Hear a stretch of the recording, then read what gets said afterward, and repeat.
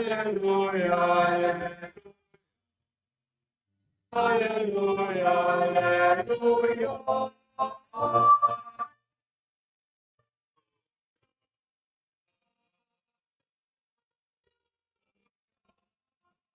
Hallelujah, hallelujah.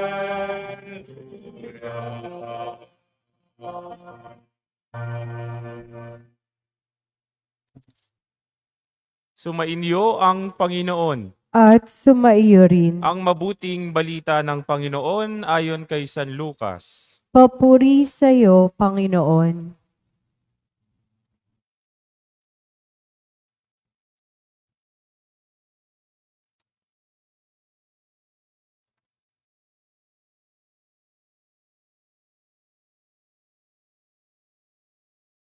Noong panahong iyon, napuspos ng Espiritu Santo si Zacarias, na ama ni Juan at nagpahayag ng ganito, Purihin ang Panginoon Diyos ng Israel, sapagkat nilingap niya at pinalaya ang kanyang bayan, at nagpadala siya sa atin ng isang makapangyarihang tagapagligtas.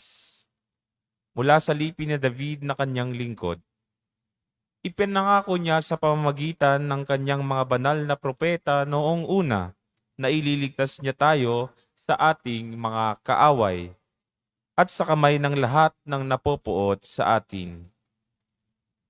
Ipinangako rin niya na kahahabagan ang ating mga magulang at aalalahanin ang kanyang banal na tipan. Iyan ang sumpang binitawan niya sa ating amang si Abraham, na ililigtas tayo sa ating mga kaaway, upang walang takot na makasamba sa Kanya at maging banal at matuwid sa Kanyang paningin habang tayo'y nabubuhay. Ikaw naman, anak, ay tatawaging propeta ng kataas-taasan, sapagkat mauuna ka sa Panginoon upang ihanda ang Kanyang mga daraanan at ituro sa Kanyang bayan ang landas ng kaligtasan, ang kapatawaran ng kanilang mga kasalanan, sapagkat lubhang mahabagin ang ating Diyos. Magbubukang liwayway sa atin ang araw ng kaligtasan upang magbigay liwanag sa mga nasa kadiliman at nasa lilim ng kamatayan. At patnubayan tayo tungo sa daan ng kapayapaan. Mga kapatid, ang mabuting balita ng Panginoon. Pinupuri ka namin, Panginoong Heso Kristo.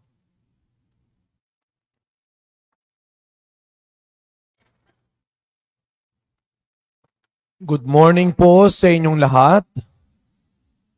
Batiin natin ang mga katabi natin ng good morning.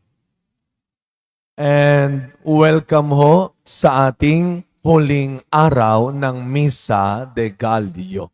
Palakpakan natin ang Panginoon na buo natin ang siyam nag-umagang ito. At siyempre, katulad ng laging binabanggit ni Reverend Den, pero hindi ko gustong marinig dahil gusto kong makita ang mga nakasyam na umaga. Tumayo po ang mga nakasyam na umaga. Tayo ang naka 9 mornings kasama sila sisters. Those who were able to complete the 9 mornings, please stand up. Wow, halos lahat naman pala. Teka lang, hindi ko pa kayo pinapapalakpak. No? Lahat ng nakaupo, kayo ang papalakpak para sa mga nakatayo. At sa mga nakatayo, sabihin po ninyo ng malakas, we did it. Palakpakan ho ninyo ang inyong mga sarili. Congratulations po. Maupo ho tayo. Alam po ninyo, napakagandang tignan nung kagabi pa yung gesture niya yan. Yung mga nakaupo, kaya niyong pumalakpak para sa mga nakatayo. And when was the last time na nagawa mong maging maligaya para sa mga naging successful?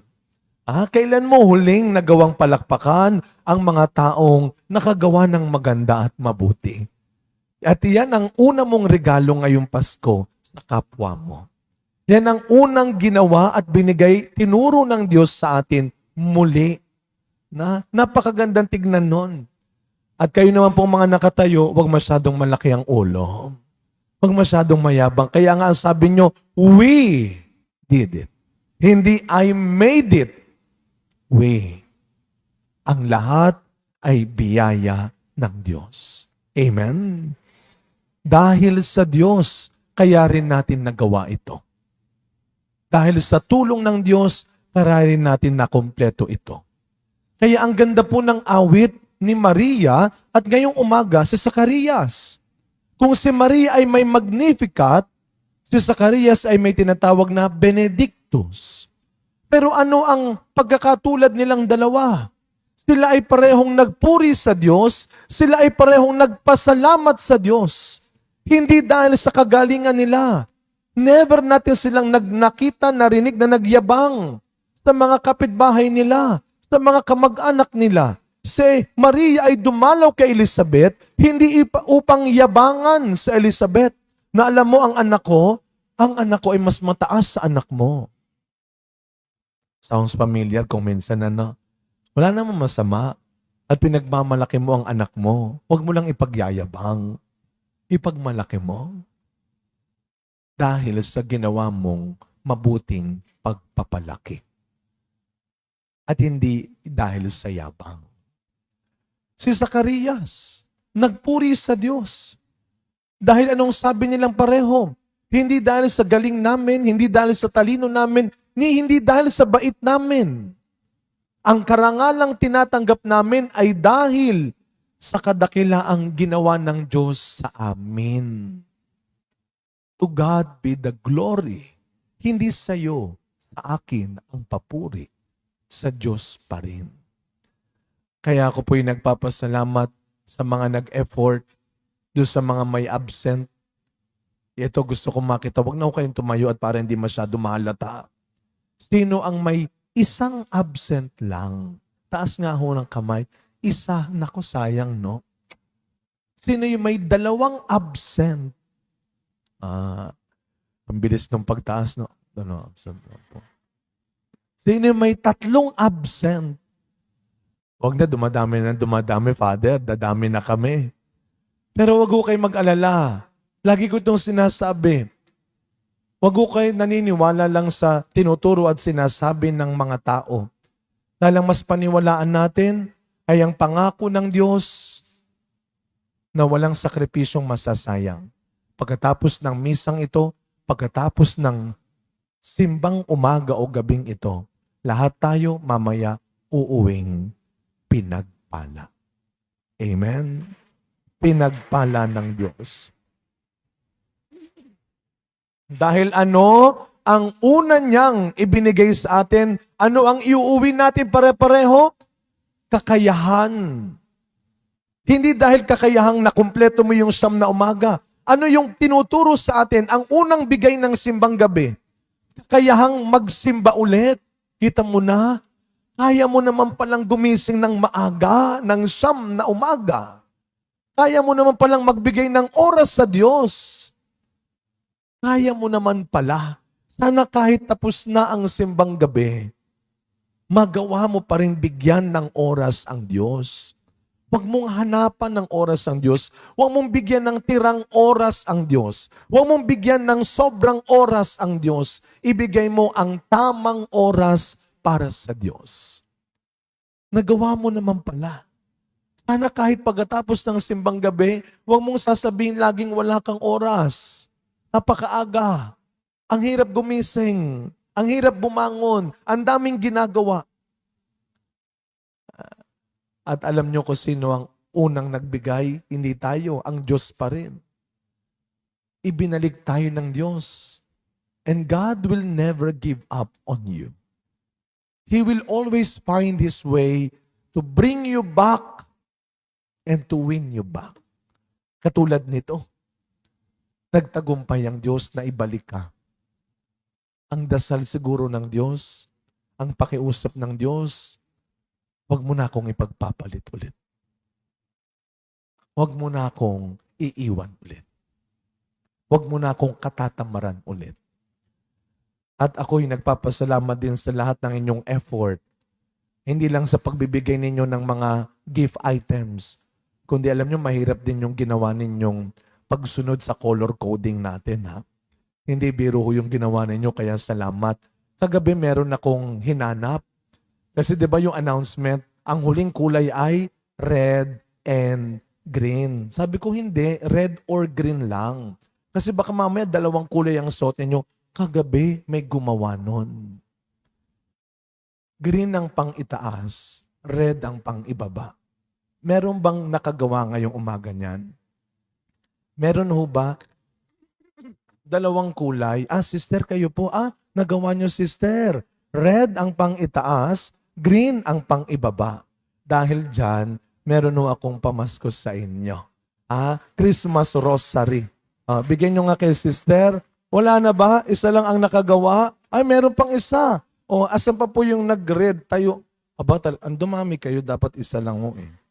Dumami kayo. Asan ho kayo? Halika, nak. Asan? Nak, bigyan mo na rin. Asan pa po yung nag-red ang pangitaas, green ang pangibaba? Nasaan pa po? Meron pa. Halika, lapit ho kayo kay Franklin. Yan, ba? Sineryoso nyo pala. Green, nga, iba-ibang green yan, Red ang pang-ibaba, pang-taas, green, Merry Christmas ho, Yan ang Christmas rosary ni Franklin. Franklin, may natira pa ba? Meron pa ako isang hahanapin. Ilan pa yan, Kuya Franklin?